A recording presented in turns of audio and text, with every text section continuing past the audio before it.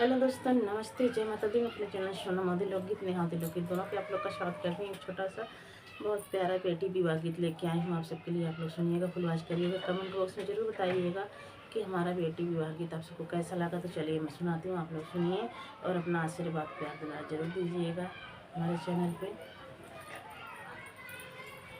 बाबा के खेतवा में उपजी हरा दिया यारे उबा जी हरा दिया यारे भैया जे बैठई रखवार रे लाला नवा यारे भैया जे बैठई रखवार रे लाला नवा। बाबा के खेतवा में उबा जी हरा दिया यारे उबा जी हरा दिया यारे भैया जे बैठई रखवार रे लाला नवा यारे भैया जे बैठई रखवार रे लाला नवा। पापा के आगा मम्मी पापा के आगे जे बोलेली मम्मी अरे बोलेली मम्मी अरे अब बेटी भाई सा यानी रे लाला नवा अरे अब बेटी भाई लीसा यानी रे लाला नवा।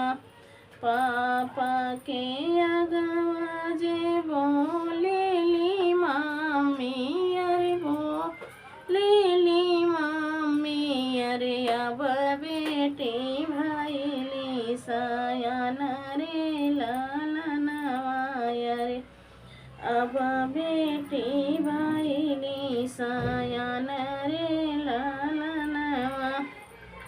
कचे कचे बसवा कटावाई पापा कटावाई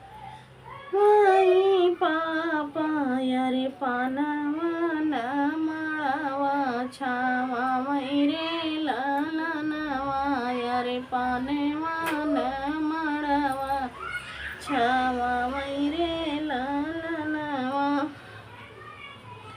पनवा न छावा रे लाला नवा। चौके पे बैठी है बेटी दुलारी अरे बेटी दुलारी अरे सेनुरा चढ़ाई सिर मांगरे लाला नवा अरे सेनुरा चढ़ाई सिर मांगरे लाला नवा। आई बरतिया दुआरवा पे उतरई दुआरवा पे उतरई अरे बेटी